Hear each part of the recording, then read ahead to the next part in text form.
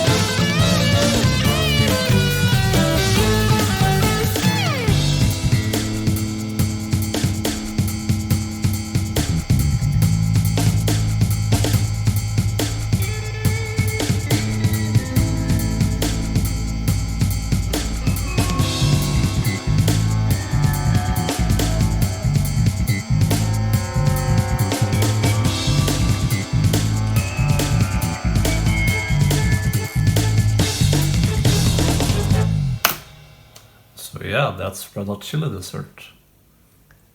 And this is the song for the first overworld in Funky Heart, called Red Hot Chili Desert. Yeah, we didn't really name this track. And it's the first song I made for the game. So the idea for the song started when, well, it started from the developer actually, because the developer Juice had already written down a pretty detailed music document of all the songs he wanted from me. So that made everything really easy actually. He said, instead of just general atmospheric music, my objective with this project is to have more memorable music that players will keep in their mind and even listen to outside of the game. Well, that's perfect. That's exactly the type of video game music I want to make. For Red Hot Chili Desert, he gave a song from Pokemon Legends Arceus, or yeah, it's Arceus, right? Not Arceus. And then Dried Up Sea from Kirby Robobot, Planet Robobot. So I listened to this and I sort of got the vibe he wanted. I imagined something kind of chill, a little bit Middle Eastern inspired. That's what I got from Dried Up Sea anyway.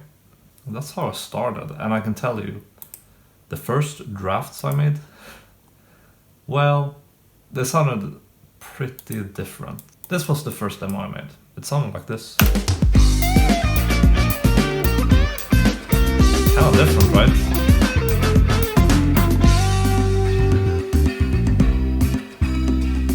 This is more mid-tempo. And it doesn't really have that feeling of like running and jumping, it's more like traversing the desert.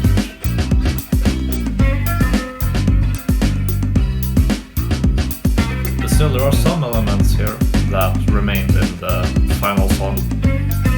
The acoustic guitar, the slap bass, right? The slap bass fits with the name FUNKYHEART as well. And actually,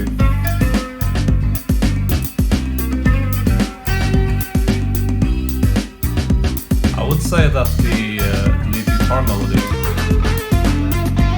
is somewhat similar as well.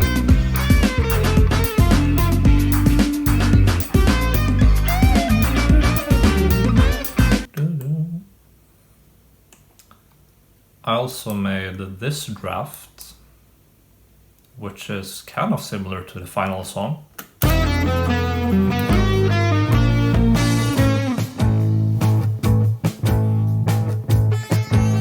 It has the same tempo.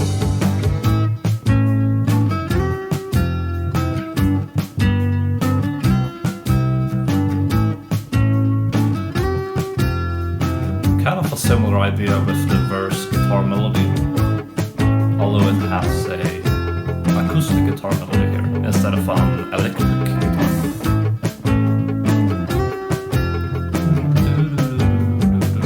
And there's the melody that will be in the final version as well. This bridge, or this pre-chorus, is also in the final version. And listen to this. That's almost the same melody as in the final version.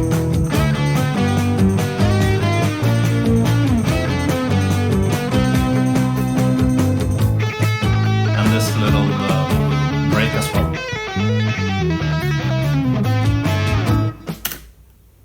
The final two drafts are pretty different, but I still like them, this one.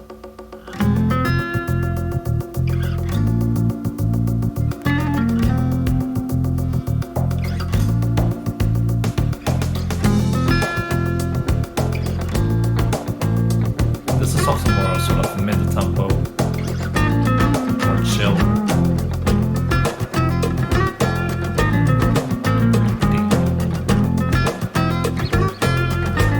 Kind of loose, right?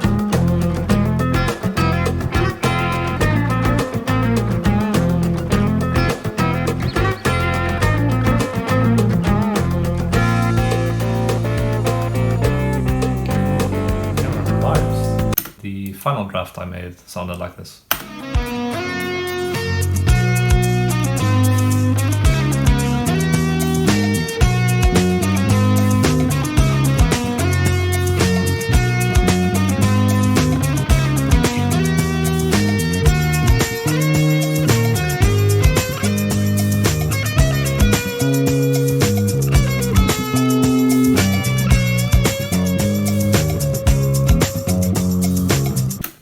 pretty cool. So those were the drafts, and what feedback did I get from Juice on these? Well, let's see. He said he wanted to focus on demo 2, which was this one. And basically what he said was that he wanted more energy and a more dynamic melody. Now, we talked a bit about what does a dynamic melody actually mean, like what does dynamic mean? And as I understood it, it's basically long melodies with less repetition. So basically, there are more new things happening in the melody. So he gave me some feedback here. He said it's pretty close to what it could be. And again, said that the song could benefit from more energy and more dynamic melody. He gave some examples, like some Xenoblade tracks. And like when he showed the Xenoblade tracks, like Bionis Leg, aka Gour Plain, Gormott from Xenoblade 2. I'm also talking about hype factor. I felt like, yeah, I see what he means. So I tested and tested and tested, and I tried to like find what's that missing hype factor that those songs have that my drafts do not. And I think, first of all, the drums in those songs had a lot of energy, so I spent a lot of time looking for the right drums for my song, which I in the end thought I did fine.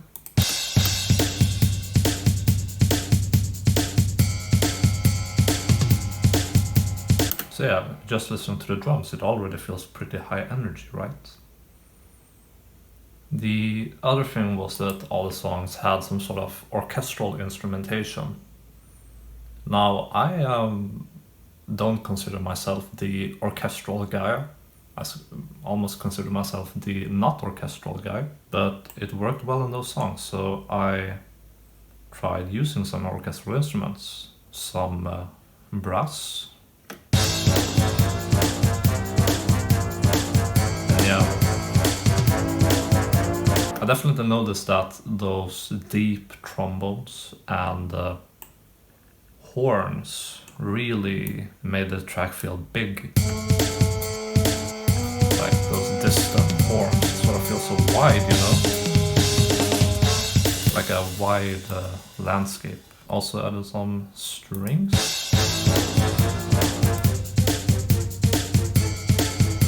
Piano and woodwinds. So basically, I think the difference for getting that hype sound was in the instrumentation after all. Getting the right drums and adding some brass instruments. Now, about that melody that Juice mentioned, I sort of took the melody from my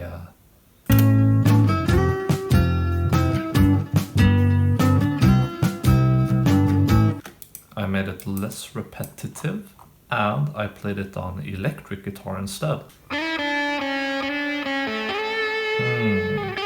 Doesn't it sound like it's breathing? Yeah, this sounds right, doesn't it?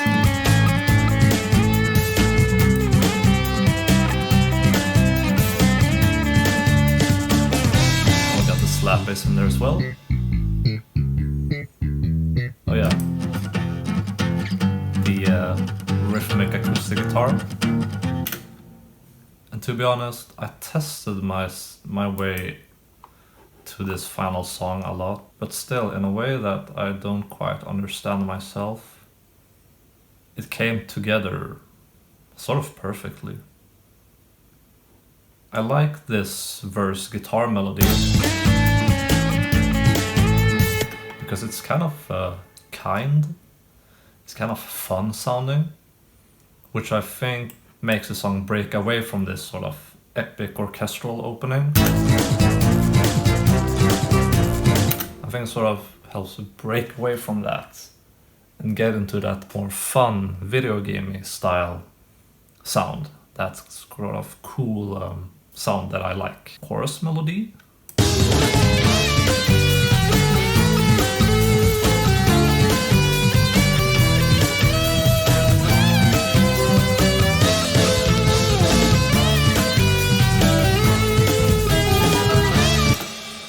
Well, this is almost exactly the melody from that draft as well. But it's played one octave higher on the guitar, which makes it feel more energetic. And it has less variation as well. I actually want to talk a bit about the individual instruments. And why don't we start with the drums? So yeah, I noticed that having the right drums was really important for getting that energy. And what these drums are actually like individual hits from a breakbeat sample. So this is just like the kick and the initial shakers. And it just has that nice live energy snare. It's a cut from the same breakbeat. The other snare, it's another snare. Yeah, I sort of vary them. Sometimes the drums play one snare, sometimes it plays the other. And that's sort of just to give a little bit of variation. The cymbals though, like the hi-hats, these are just the FL Studio's default hi-hats, which actually sound good. I think so, at least.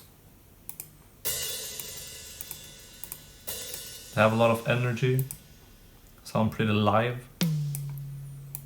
Especially these toms sound really good and high energy. That's a good tom right there. Crashes as well. Satisfying, right? I also added some like big orchestral percussion. This timpani roll right here. That starts the song. It sounds pretty epic. Starts the song off with a bang. In that same manner, I added a sort of orchestral drum layer, you could say. This sounds like some sort of movie trailer, doesn't it? And it's the same type of sounds as that timpani roll. You know, this big, epic orchestral drums. As well as some percussion. Together with the main drums, it sounds like this. Just add some other like dimension of depth, I think. Oh yeah, I also had this little shaker. It's barely heard in the song, but I think it's felt. It's like a subtle energy rise. Oh yeah, of course I made sure to add that epic pause with the little tom fill right before the verse. That's extremely necessary. Then the bass. Used slap bass for this song. Not a real slap bass, it's MIDI.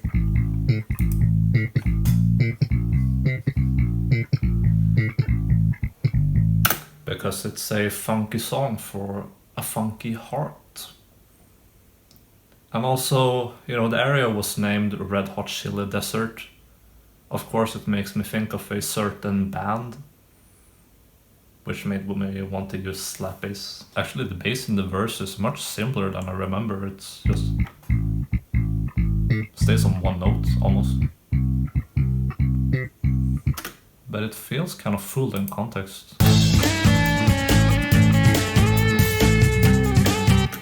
That's nice, actually. Damn, I did that. Very elegant, Jens. And then in the pre-chorus, it starts getting a bit more movement with the octaves. Octave, octave, octave, octave. Oh, this is the pre-chorus. Yeah, now it gets some movement. It doesn't just stay on the root note, it moves around more.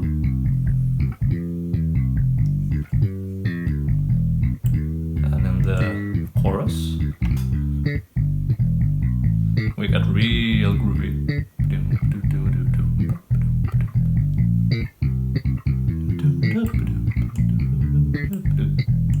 This is a damn good bass line. I'm not gonna be too humble here.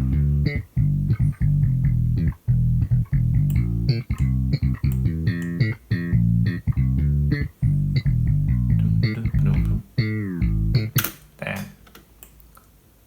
So the acoustic guitar, it's my dear acoustic guitar, and I basically just played the chords with a fast rhythm. I knew I wanted to do something a bit funky with that kind of scratching, by that I mean this kind of thing.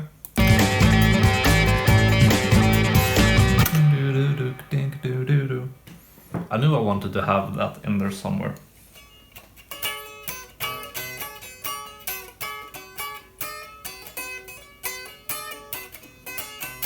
Nothing complicated about this.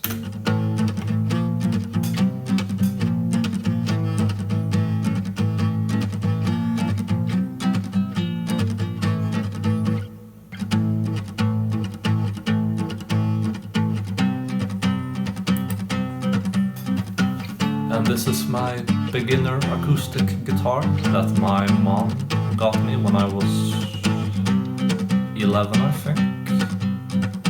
For like, I guess in American dollars it would be like $100. It's still good. And I think the acoustic guitar just adds a really cool, like, fast energy to the track. If we remove it,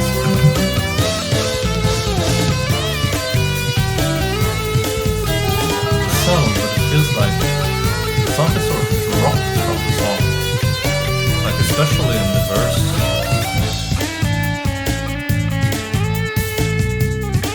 It feels a bit off. Let's add it in again. There we go. So yeah, somehow this acoustic guitar is sort of like the glue of the song. It sort of sits in the middle of everything and keeps it all together, I think. By the way I make music is not by thinking about these things ahead of time. I sort of just let the voices win and add the things I feel like, and if it works, I keep it. So I didn't think too much about these things while I was making the song. But now in retrospect, I can appreciate how they sort of work together.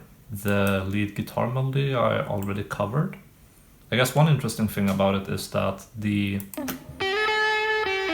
verses use a different guitar sound than the chorus, because the chorus is more distorted, so it sounds heavier in the chorus.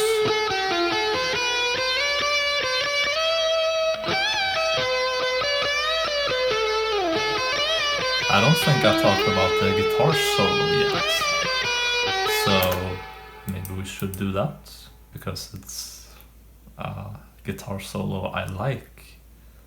I like the guitar solo, and it's a good guitar solo too. So let's listen to it.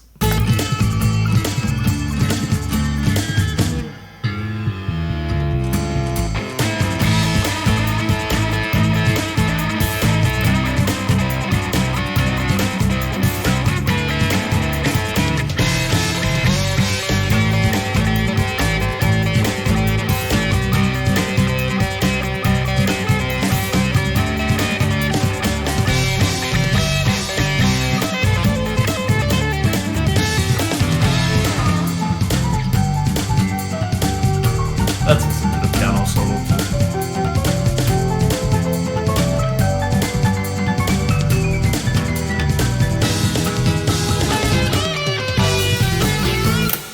Nice. So yeah, the guitar solo. The notes are actually pretty easy to hit, but like hitting the notes in a way that it feels good. Hitting the notes with the right length. Hitting the muted strings with the right feeling, I guess. Took a few takes. Alright, enough about the guitar now. Let's talk about the piano. So yeah, why did I even add a piano? I honestly cannot remember, but I did.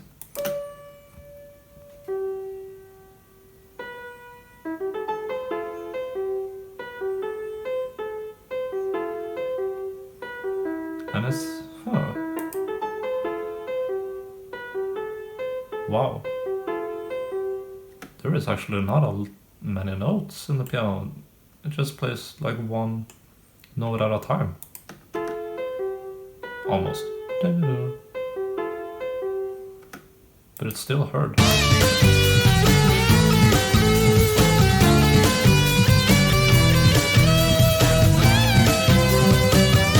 Oh yeah, and this thing is sweet. Listen to this.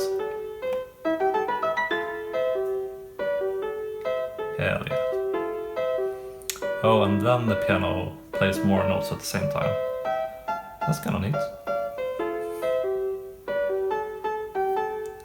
Yeah, I pretty much forgot about the piano, but I guess it adds more energy in the choruses by adding another layer. Oh, and also that sick do-do-do-do-do-do-do little piano run. I think this is just another instance of letting the voices win. I was probably sitting with this and I was like, hey, what if we had a piano? Or like, my mind was like that, and I did. Strings. The strings are pretty cool. In the first loop of the chorus, there are no strings. So then bringing them in on the second loop is an easy way to add a bit of rising energy. Here it comes in, right? And then those staccato.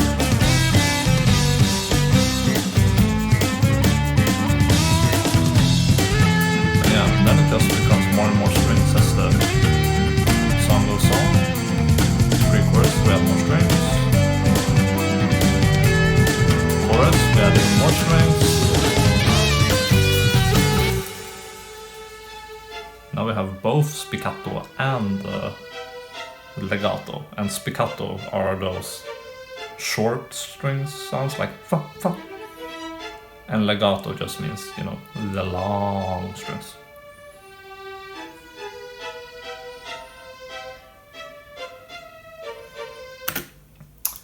Oh yeah, and you might have noticed that both the piano, the violins, and the brass that I'm gonna talk about soon basically all accentuate the first hit of every other measure, like thump.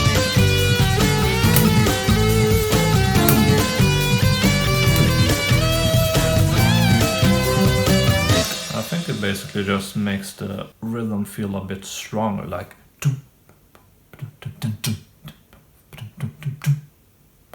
which is neat.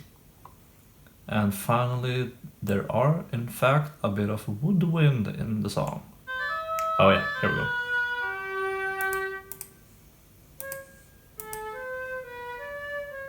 Right, in the second verse, first of all, I added some flutes as a bit of a fill, just for some variation.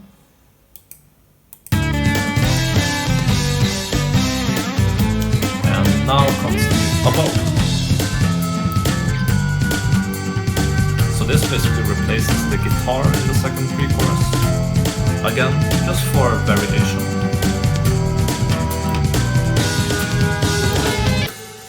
Let's talk about the brass. I think the brass did a lot for this song, honestly. Like, even just listening to just the brass, it already feels kind of big. So yeah, I think the brass really added that extra dimension, that like power that I think Juice wanted and I was missing.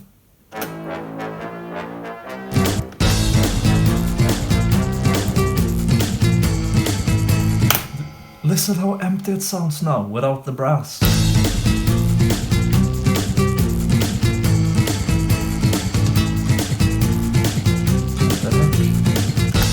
And with the brass.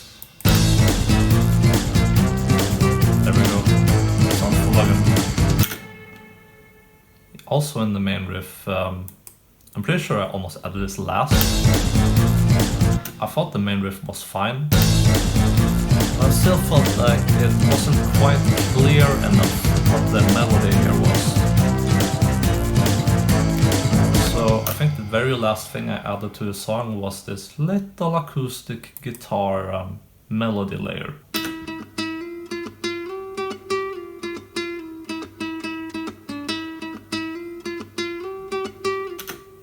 And it just makes the melody very clear here.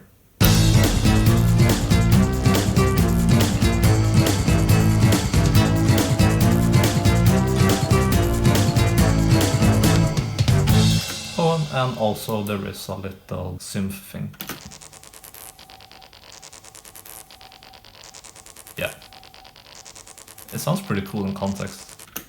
Gives it a bit more of an electronic vibe, which is also good foreshadowing for the game.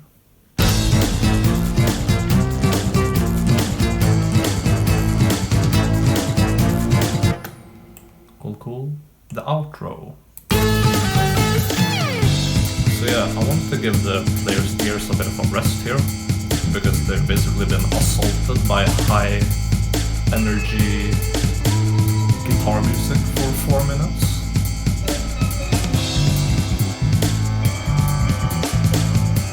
So yeah, it's just a bit of a break for the ears before it loops.